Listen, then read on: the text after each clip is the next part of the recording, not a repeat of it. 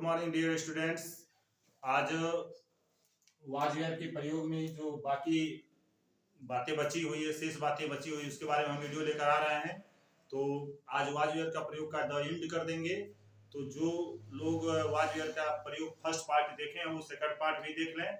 Video को ध्यान से देखें, लास्ट तक देखें, बिना स्किप किए हुए देखें। और वीडियो बड़ा इंटरेस्टिंग होने वाला है और बहुत ही रोचक पूर्ण होने वाला है। जैसे कि पहले वीडियो में बताए थे कि यह जो वाजपेयी का प्रयोग होता है इसका दैनिक जीवन में और जो स्टोरी वगैरह बनाया जाता है, पैसेज वगैरह बनाया जाता है बोर्ड के एग्जाम से भी, और जैसे भी हो दैनिक जीवन में भी इसका डेली लाइफ में इसका बड़ा यूज होता है। तो वीडियो को बड़ा ध्यान से देखिएगा। अब हम वीडियो को स्टार्ट करते हैं।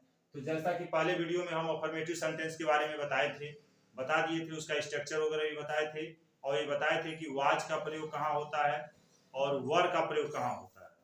वाज का प्रयोग जो है बताए थे, उसमें एक वचन करता ही, सी, इट और आई के साथ होता है।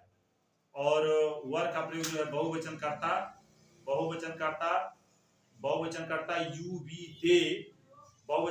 यू वी दे के साथ वर का प्रयोग होता है। अब हम उसका निगेटिव सेंटेंस लेकर आ रहे हैं, यहाँ बोर्ड पर लिखे हुए हैं, इसको ध्यान से देखिएगा। रूल जैसे निगेटिव सेंटेंस कहते किसको हैं? जब वाक्य के बीच में नहीं शब्द आवे, जब वाक्य के बीच में नहीं शब्द आता है तो वह निगेटिव सेंटेंस कहलाता है। निगेटिव सेंटेंस कहलाता है जब वाक्य के बीच में नहीं शब्द आ जाता है। तो उसको बनाने के लिए करते क्या है, उसका अंग्रेजी बनाने के लिए करते क्या है? सबसे पहले सब्जेक्ट लगाते हैं, सब्जेक्ट के बाद वाज वर्ड लगा देते हैं और वाज वर्ड के बाद नॉट लगा देते हैं। तो subject plus was word plus not और अदर कॉम्प्लीमेंट्री वर्ड्स जो आते हैं उसको लगा देते हैं। तो एग्जांपल देख लेते हैं। एग्जांपल जैसे मान लीजिए आ गया, जैसे एग्जांपल बता रहे हैं, जैसे एग्जांपल नंबर 1 देख रहे हैं, वह भारतीय नहीं था। वह भारतीय नहीं था, ये नहीं आ गया, बीच में नहीं आ गया तो हो जाएगा निगेटिव सेंटेंस। जब बीच में नहीं शब्द आ गया तो हो जाएगा निगेटिव सेंटेंस। तो अब इसका हम बनाते हैं अंग्रेजी ट्रांसलेशन। सबसे पहले सब्जेक्ट लिखते हैं, सब्जेक्ट वह है तो वह का अंग्रेजी ही होता है। ही के हिसाब से, ही के अकॉर्डिंग वाज और में से कोई एक लगाते हैं। तो जैसे पहले बताए थे, पहले पीरियड में या पहले पार्ट में कि ही के साथ वाज का प्रयोग करते हैं। ही के साथ वाज, सबसे पहले वह की अंग्रेजी ही लगाते हैं, ही के साथ वाज लगाते हैं और वर्ड नहीं लगाएंगे, वाज लगाते हैं, वर्ड नहीं लगाएंगे, क्योंकि वर्ड का प्रयोग तो बहुवचन के साथ होना है, प्लूरल नंबर सब्जेक्ट के साथ होना है। तो ही के साथ वाज लगा दिए और उसके बाद नॉट लगा दिए और उसके बाद भारतीय, अदर शब्द भारतीय, भारतीय का अंग्रेजी लिखेंगे इंडियन। तो he was not Indian, Indian. He was not Indian, वह भारतीय नहीं था। दूसरा एग्जांपल देख लेते हैं। मैं चतुर नहीं था,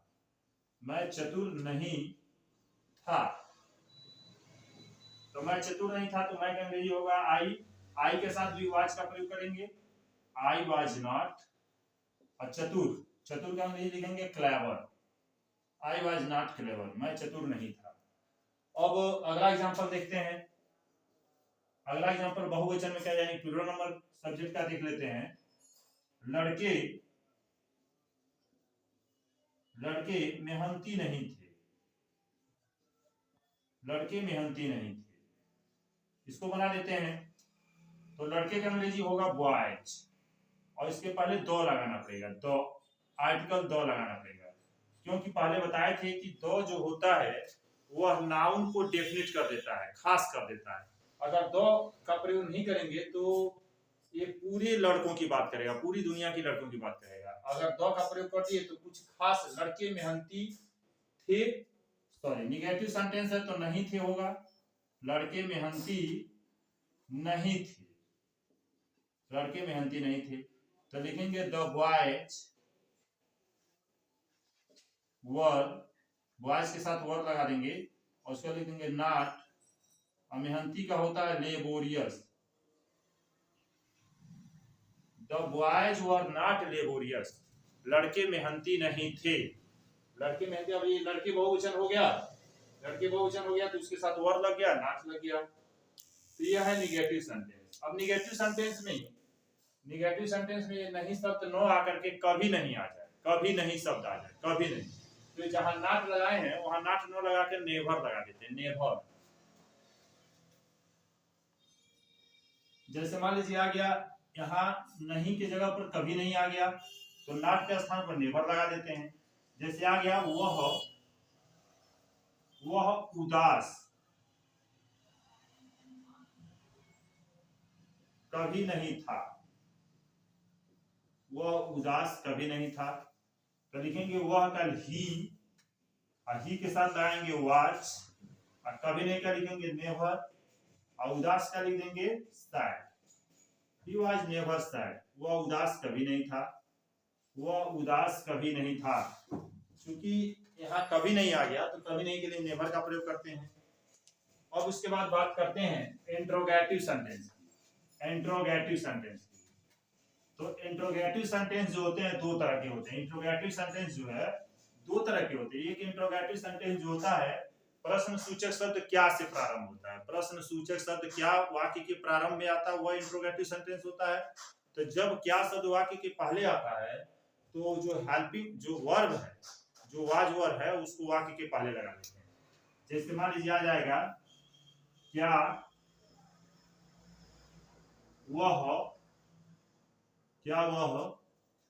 एक डॉक्टर था। इसमें क्वेश्चन मार्क लगाते हैं। क्या वह एक डॉक्टर था, तो क्या शब्द पहले आ गया, तो क्या शब्द पहले आ गया तो वाज और वर्ब को पहले लिखना है, इस कर्ता के साथ लिखना है। कर्ता एक वचन का है तो आगे लिखेंगे वाज ही और डॉक्टर, वाज ही और डॉक्टर, क्या वह एक डॉक्टर था।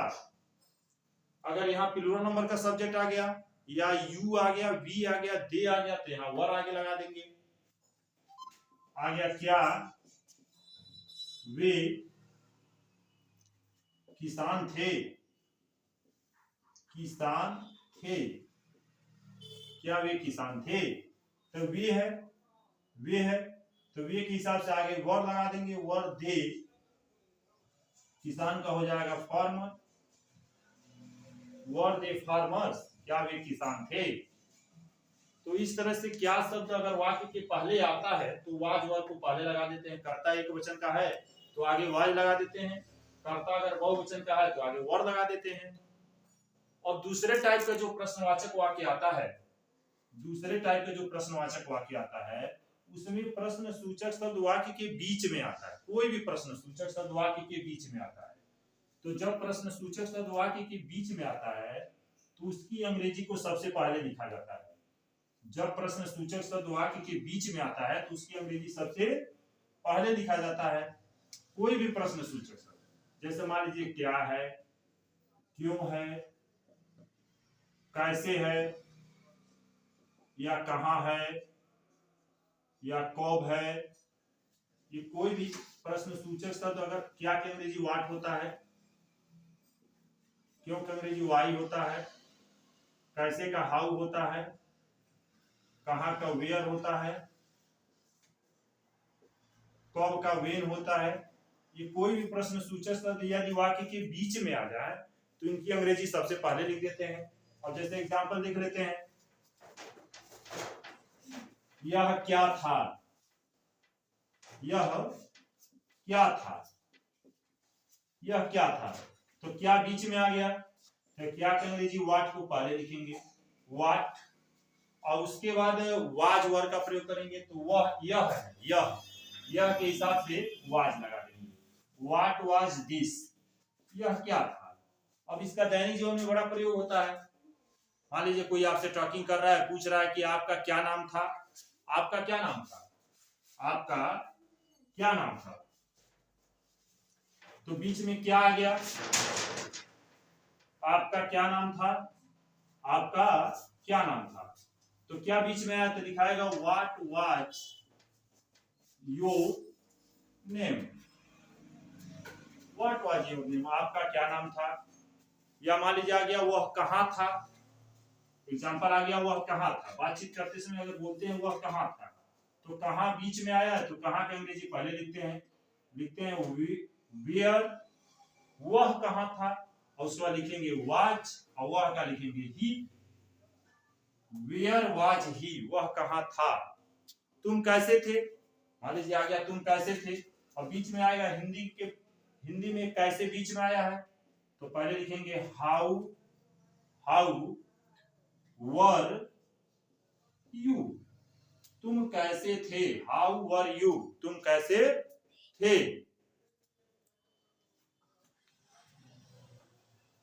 आ गया वह बीमार कब था, मान लीजिए आ गया वह बीमार कब था, तो बीच में कब आया है, तो कब की अंग्रेजी लिखेंगे व्हेन वाज ही, और बीमार का लिख देंगे इल, वह बीमार कब था।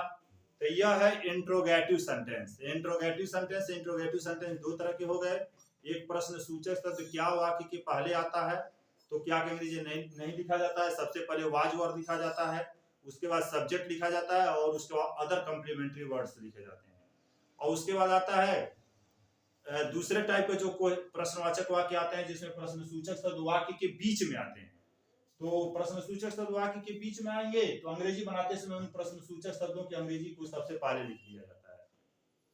तो यही है, तो इस तरह से वाज वेयर का प्रयोग अब खत्म हो, तो ये वाज वेयर का प्रयोग यही है। अब ये वाज वेयर का प्रयोग खत्म होता है।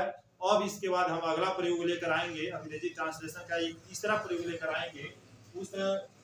उसका जो नाम है वह विल बी और शैल बी है। विल बी और शैल बी, ये विल बी शैल बी जो तीसरा प्रयोग होगा, और यह जो है बी का रूप होता है। बी का रूप, बी के तीन रूप होते हैं, इज एम आर प्रेजेंट में काम करता है, वाज वेयर पास्ट में काम करता है, और फ्यूचर में काम करेगा विल बी शैल बी।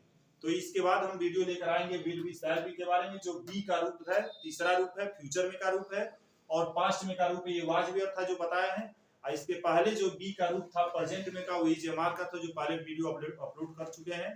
तो आप अगर चैनल पर नए हैं तो इस चैनल को सब्सक्राइब कर दें, अपने दोस्तों के पास शेयर कर दें, कमेंट कर दें। जय हिंद, जय भारत।